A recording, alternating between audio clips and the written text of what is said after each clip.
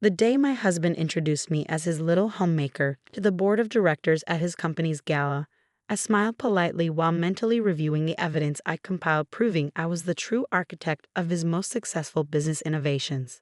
In 2 months, I would present my patent applications and business records to his stunned executive team.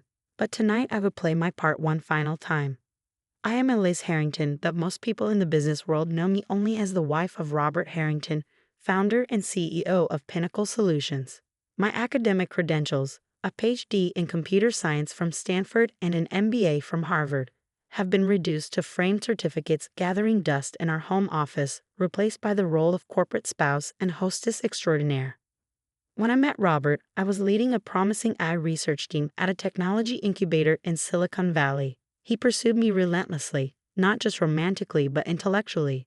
"Your mind is extraordinary," he would say over late-night discussions about algorithmic efficiency and market applications. Together, we could build something revolutionary. I believed him. I believed we would be partners in every sense of the word. That belief led me to marry him after a whirlwind 8-month courtship, and subsequently to integrate my research with his business ventures. Looking back, I can map precisely how skillfully he executed his strategy of appropriation. The first project was collaborative, at least superficially. We developed a predictive analytics engine that became Pinnacle's flagship product. Robert handled the business development and investor relations. I architected the technical solution. When the press coverage emerged, I was conspicuously absent from the narrative. "A technical team under my direction," he would say in interviews, never mentioning that the team consisted primarily of his wife. "It's better for investor confidence," he explained when I questioned him. "They want to see a strong, singular vision. We know the truth, and that's what matters."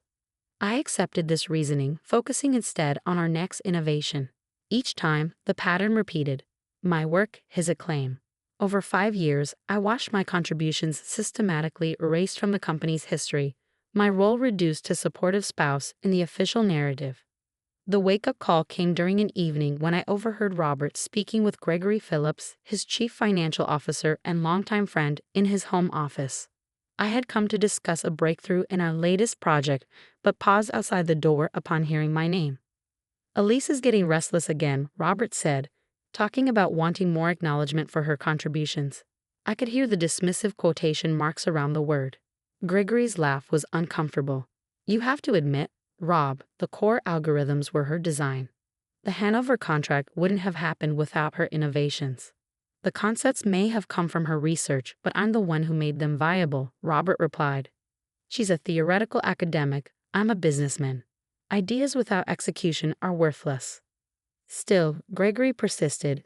"Maybe give her some formal role. Technical advisor or something. The board might actually." "The board follows my lead," Robert interrupted. "Besides, we have a good arrangement. She gets the lifestyle and security she wants, and I get to run my company without complications. The prenup ensures she'll never have any real claim on Pinnacle's assets. Why mess with a system that works?" I stood frozen outside that door, a proposal for our newest project clutched in my hand as the full reality of my situation crystallized. I wasn't a partner, I was an asset, a resource to be mined for valuable ideas, then kept comfortable but contained. That night, I began planning my response, not an emotional confrontation, but a strategic reframing of our relationship. If Robert saw our marriage as a business arrangement, I would approach it with corresponding pragmatism. First, I established independent documentation of my work. For each project I had contributed to at Pinnacle, I compiled comprehensive records, initial concept documents, development notes, testing protocols, all meticulously time-stamped and authenticated. I stored these records securely away from our home systems, which Robert's IT team maintained.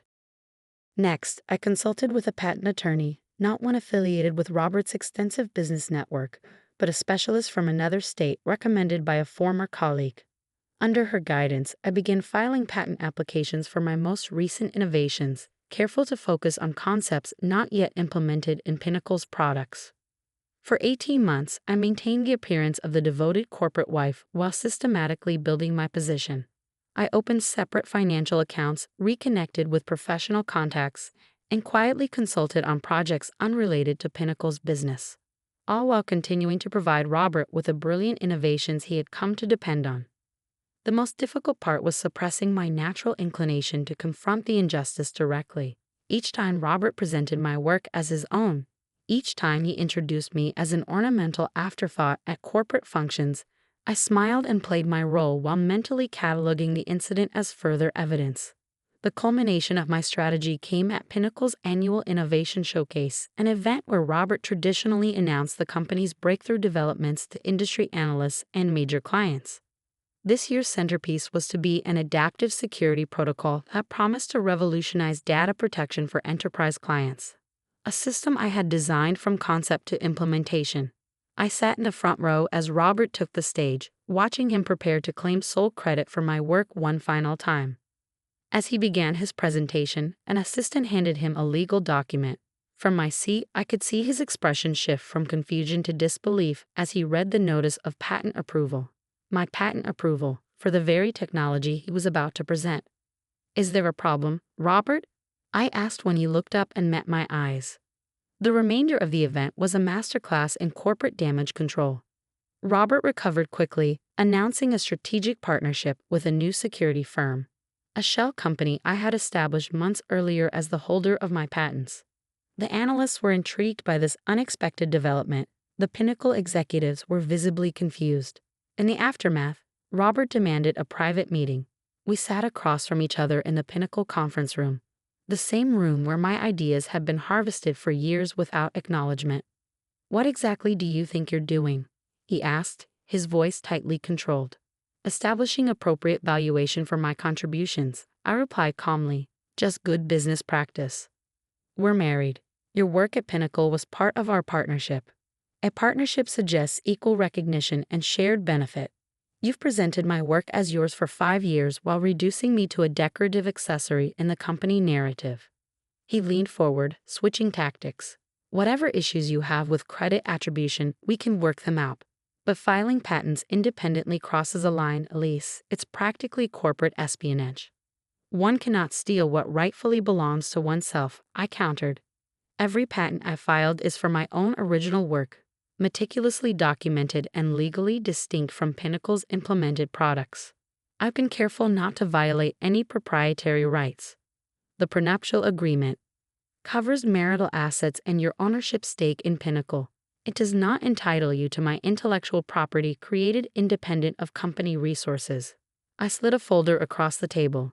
"My attorneys have reviewed the contract thoroughly. You might want your team to do the same." The negotiation that followed lasted weeks. Robert oscillated between threats of litigation, attempts at emotional manipulation, and finally surprisingly reasonable settlement offers. The board of directors, once they understood the situation, recognized the precarious position Robert had created for the company. Having my innovations suddenly under independent control represented an existential threat to Pinnacle's product roadmap. In the end, we reached an agreement that benefited all parties. I would become Pinnacle's Chief Innovation Officer, with full acknowledgement of my prior and ongoing contributions.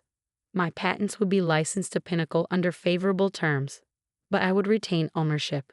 The company's historical records would be amended to accurately reflect my role in its foundational technologies.